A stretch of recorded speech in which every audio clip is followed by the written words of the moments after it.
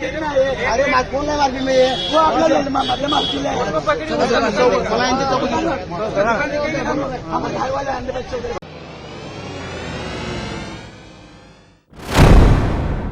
आदाब, मैं हूं मुमताज आलम रिजवी। बात करूंगा महाराष्ट्र सोलापुर की। जी हां, लेकिन उससे पहले मेरा दिल कर रहा है कि अब मैं एक शेर पढ़ दूं कि हम आह भी भरते हैं तो हो जाते हैं बदनाम, हम आह भी भरते हैं तो हो जाते हैं बदनाम, वो कत्ल भी करते हैं तो चर्चा नहीं होता। ये कैसी तस्वीर देश के सामने आ रही है, और ये मुसलमानों के खिलाफ बार बार साजिशें क्यों की जा रही है।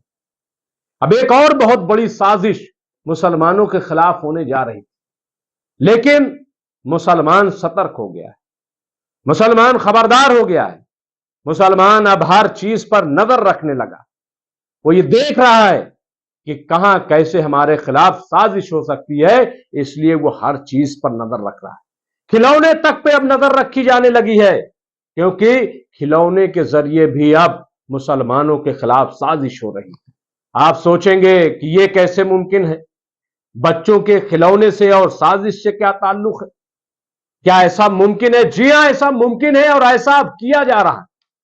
एक बड़ी साजिश का पर्दाफाश हुआ है महाराष्ट्र के सोलापुर में।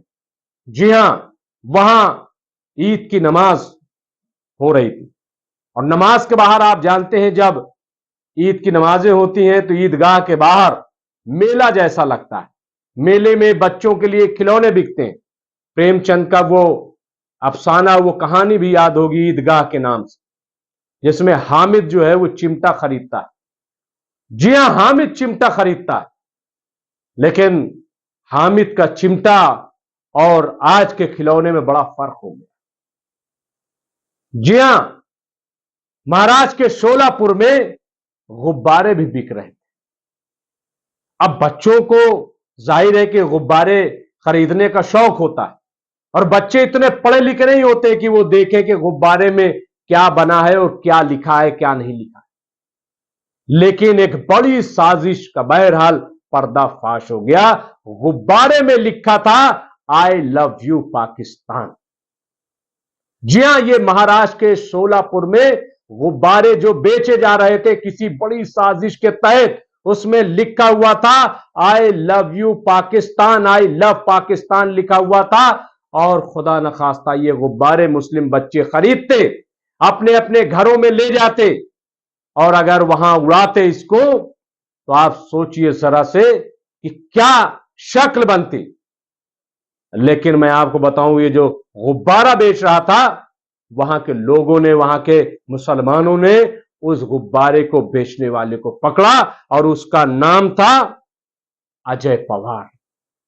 जी हां, अजय पवार नाम का एक नौजवान ये मुतनाज़ा गुब्बारे बेच रहा था। गुब्बारे पर लिखा हुआ था आई लव पाकिस्तान। लोगों ने, वहां के मुसलमानों ने उसको पकड़ा, उससे सवाल किया कि आखिर तुम ऐसे गुब्बारे यहां क्यों बेच रहे हो, क्या तुम्हारा मकसद है, क्या तुम्हारा मंसूबा है। हालांकि अगर कोई और मामला होता तो शायद इसकी पिटाई भी हो जाती, लेकिन मकामी मुसलमानों ने बहुत ही सब्र तहम्मुल से काम लिया। उन्होंने इसकी पिटाई नहीं की, बल्कि पुलिस के हवाले अजय पवार को कर दिया। अब आप बताइए, ये अजय पवार क्या अपने मन से आई लव पाकिस्तान का गुब्बारा बेच रहा था? उसको क्यों लगा कि मुस्लिम बच्चों को, जो हिंदुस्तानी हैं, जो हिंदुस्तान से प्यार करते हैं, Hindustan love, I love Hindustan की बजाय या आई लव पाकिस्तान के गुब्बारे क्यों बेचे जा रहे हैं? आई लव हिंदुस्तान उस गुब्बारे पर क्यों नहीं लिखा था? ऐसा क्यों? क्या किसी को यह लगता है कि हिंदुस्तान में रहने वाला मुसलमान हिंदुस्तान से नहीं पाकिस्तान से प्यार करता?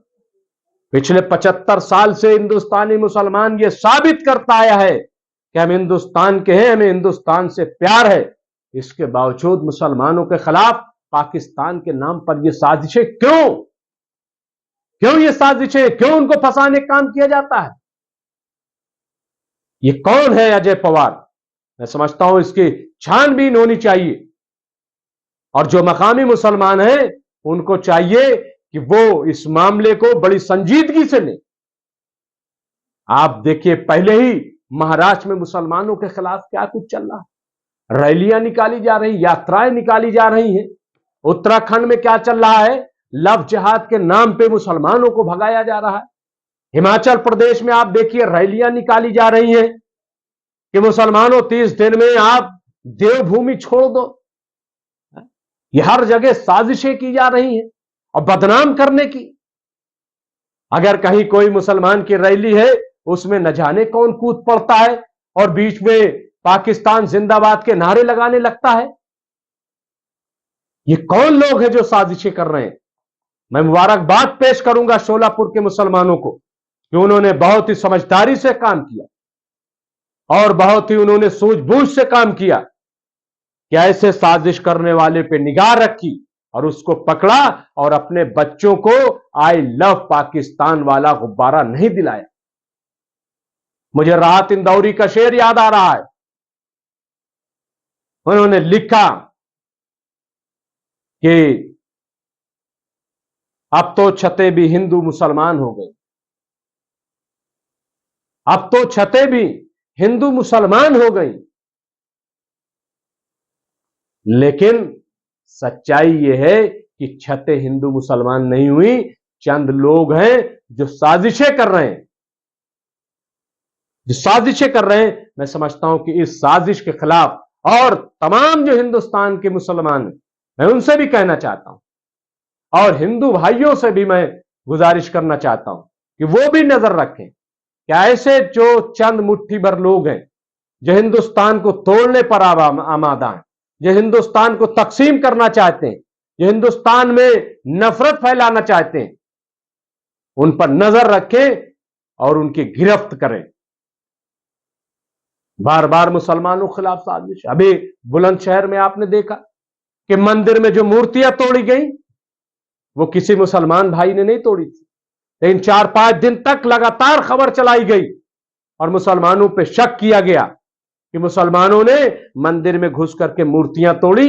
लेकिन 5 दिन बाद जो पकड़े गए 4-5 लोग वो हिंदू थे, शराबी थे, कबाबी थे और उन्होंने शराब पी करके मंदिर के अंदर घुस करके मूर्तियों को तोड़ने का काम किया। तो बहरहाल मैं समझता हूं कि ऐसी साजिशें कई मकामात पर सामने आई जहां मुसलमानों के नाम पर खुद जो अखिलेश यादव है समाजवादी पार्टी के राष्ट्रीय अध्यक्ष, उन्होंने अपनी प्रेस कॉन्फ्रेंस में कहा कि बीजेपी की विधायिका ने 20,000 रुपए देकर के एक भोले भाले मुसलमान को कहा कि तुम गोश्त फला मकाम पर रखाओ, इबादत गाह पे रखाओ, ताकि दंगा भड़क जाए। दंगा भड़काने का काम किया गया। तो इन तमाम ऐसी साजिशों से मेरे ख्याल से हम सबको खबरदार रहने की जरूरत है। आई लव हिंदुस्तान हमें चाहिए, हम और किसी को आई लव नहीं कह सकते। हिंदुस्तान के हम हैं और हिंदुस्तान से हमें प्यार है। इसी जमीन में हम पैदा हुए हैं और इसी जमीन में हम दफन होंगे। यही है हमारा देश। हिंदुस्तान जिंदाबाद, ये अब सबकी जबान पर आना चाहिए और सबको खुलकर बोलना चाहिए। बहुत बहुत शुक्रिया।